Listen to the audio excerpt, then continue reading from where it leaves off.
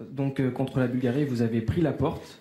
Si la France ne se qualifie pas pour le mondial de 2018, est-ce que vous prendrez la porte? T'as travaillé matin, soir, minuit, hein? Waouh. Je pense que je vais te la fermer, la porte.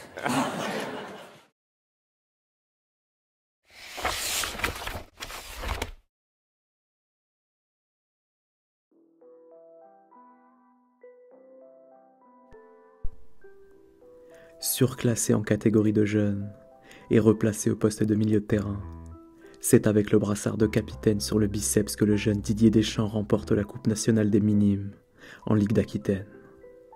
À cette époque déjà, du haut de ses 14 ans, le futur joueur de la Juve impressionne par ses qualités de leadership et par sa capacité à fédérer un groupe. Pour ceux qui ont assisté à son ascension précoce sous les couleurs de Bayonne, le constat est aujourd'hui clair et net. Didier Deschamps n'a certainement pas appris à être un leader. Il l'est, et il l'a toujours été, sans même chercher à le devenir. L'un de ses anciens entraîneurs se souvient. Il s'est tout de suite transformé en patron sur le terrain. Il avait l'ascendant sur ses copains, même plus âgés.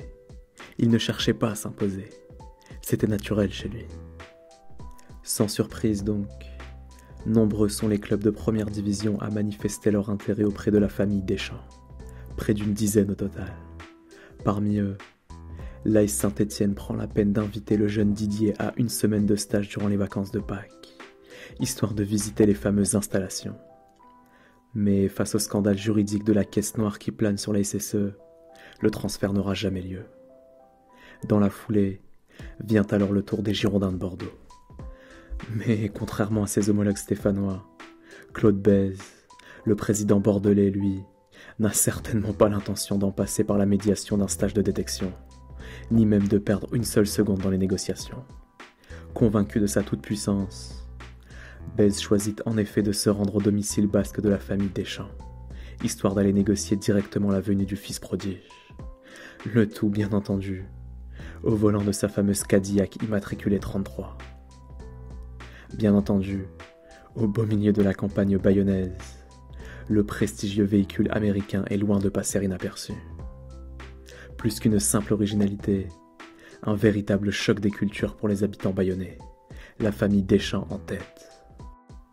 Claude Bèze était convaincu que j'allais venir, se rappelle Didier Deschamps lui-même.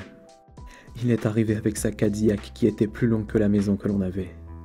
Donc ça impressionne un petit peu en province de voir ça. Toujours est-il qu'à ce moment-là, les Deschamps ne sont pas encore au bout de leur surprise.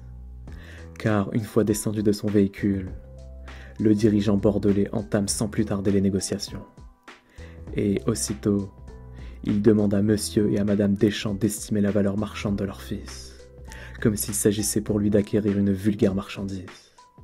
Pire encore, au fil de la discussion, Claude Bèze en vient même à leur tendre son propre chéquier, leur suggérant ainsi d'y inscrire la somme qu'ils souhaitent. Une terrible maladresse qui suscite alors aussitôt la réaction très vive du grand-père Deschamps. Mais c'est un maquignon celui-là. Un terme péjoratif, utilisé pour désigner les commerçants chargés de vendre et d'acheter les animaux de la ferme. Dans l'esprit de la famille Deschamps donc, le verdict est désormais clair et net. Il est hors de question pour eux d'envoyer leur fils terminer sa formation en Aquitaine. D'autant plus que derrière les Girondins, le FC Nantes leur a lui aussi formulé une proposition dans laquelle il est non seulement question de football, mais également d'accompagnement scolaire. De quoi convaincre et rassurer toute la famille. Côté argent, l'offre nantaise n'est pas forcément la plus alléchante de toutes pour les Deschamps, mais peu importe. L'insistance de la JOCR et de Giroud n'y changeront rien. En plein été 83, Didier Deschamps signe officiellement sous les couleurs du FC Nantes. À la Jaunelière, il rejoint entre autres un certain Marcel Desailly. Entre les deux hommes, une amitié profonde verra le jour sur et en dehors des terrains. Mais avant cela, Didier Deschamps doit d'abord s'intégrer. S'intégrer dans une ville, dans un club et dans un effectif nouveau pour lui. En coulisses, nombreux sont d'ailleurs les dirigeants nantais à s'être répandus auprès de leurs collègues concernant les qualités de leur nouvelle recrue. Des louanges qui, fatalement, font émerger la jalousie des autres pensionnaires du centre de formation, dont certains sont d'ailleurs beaucoup plus âgés que lui. Soucieux néanmoins de ne pas inquiéter ses parents, pas une seule fois Deschamps ne se plaindra-t-il auprès d'eux. Les centres de formation avouent-ils aujourd'hui ? C'est beau, c'est magnifique. Mais quand on vient de loin, à cet âge-là, c'est pas évident. On est obligé de grandir vite. J'étais le plus jeune. J'ai eu des moments difficiles, très difficiles. Mais j'avais choisi. J'allais pas me plaindre. 4 ans plus tard en tout cas, c'est avec un contrat de footballeur professionnel sous la main que le natif de Bayonne arpente les terrains du championnat de France. Mais lors de cette saison 87-88, l'essentiel est ailleurs en réalité. Il se situe sur un autre terrain, celui de la vie familiale. Quand le 21 décembre 87, hélas, quelques jours seulement avant les fêtes de fin d'année, Didier Deschamps et sa famille apprennent avec stupeur que Philippe, le grand frère, vient de décéder dans un crash aérien. Un épisode qui, bien entendu, laissera des traces chez le jeune milieu de terrain nantais, et qui surtout forgera encore un peu plus son mental d'acier, malgré lui. Affronter la mort d'ailleurs, Deschamps l'a déjà fait en réalité, 3 ans plus tôt, et de façon indirecte cette fois-ci, le soir du 18 novembre 84 pour être précis. L'équipe de France des cadets, dont fait partie le futur joueur de l'OM, vient de battre celle d'Italie. Mais chez les dirigeants tricolores, l'heure n'est absolument pas à la fête. Car il y a quelques instants à peine, ils viennent d'apprendre la disparition de Seth Adonkor, le numéro 6 du FC Nantes, qui n'est nul autre que le demi-frère de Marcel Desailly, l'un des membres de l'équipe de France des cadets. Et Desailly, justement, n'a pas encore été mis au courant de la terrible nouvelle. Lui qui, sans le savoir, a directement choisi de remonter dans sa chambre d'hôtel, celle qu'il partage avec Deschamps. Quelqu'un va donc devoir le prévenir, droit dans les yeux et de vive voix. Face à la réticence de certains dirigeants présents sur place, ce quelqu'un portera finalement le nom d'un adolescent de 16 ans, Didier Deschamps lui-même. « Ne vous inquiétez pas », assure-t-il, « je vais le faire, c'est à moi de le faire. » De retour dans sa chambre, Dédé choisit d'abord de ranger silencieusement quelques affaires personnelles, avant de s'adresser directement à son coéquipier, le visage grave. « Marcel, il faut que je te parle. Seth est mort. » Encore aujourd'hui, Desailly n'a rien oublié de cet épisode, bien entendu. Nous n'en avons plus jamais parlé, avoue-t-il.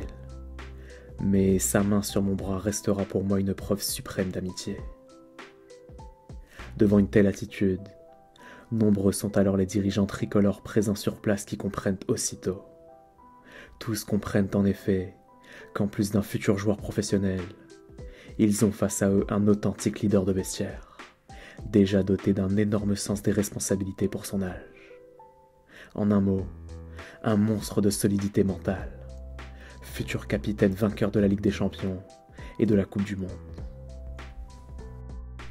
Mais bien avant l'OM et bien avant l'équipe de France, au collège Saint-Bernard de Bayonne, tous ceux qui côtoient le jeune Didier Deschamps voient déjà en lui un tempérament de gagnant, même dans les compétitions les plus anecdotiques en apparence, et même celles qui n'ont rien à voir avec le ballon rond. Il gagnait tous les ans le cross du collège, se rappelle l'un de ses amis d'enfance. Il était aussi très doué à la pelote, au tennis et à la pétanque. Même aux cartes, il était chiant à jouer. Néanmoins, aussi solide soit-il d'un point de vue mental, Didier Deschamps n'en demeure pas pour autant imperméable à la pression. Surtout quand elle est à la fois sportive et extrasportive, quand elle est quotidienne, et quand elle émane du club le plus difficile à manager de l'Hexagone, l'Olympique de Marseille. Lors de la saison 2011-2012 notamment, sa dernière sur le banc olympien, l'ancien champion du monde 98 doit en effet gérer une situation sportive très compliquée au classement, en plus d'une terrible guerre d'ego en interne. Et d'un week-end à l'autre de la saison, l'évidence saute aux yeux de quiconque observe plus de 5 secondes le visage blafard du coach marseillais. Mentalement, Didier Deschamps est au fond du trou. Sa prise de poids très brutale et même proprement stupéfiante.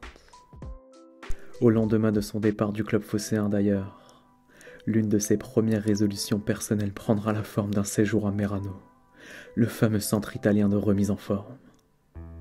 Ironie de l'histoire, 1 an plus tôt, c'est sur les conseils de Didier Deschamps justement qu'un certain André-Pierre Gignac y était envoyé à son tour.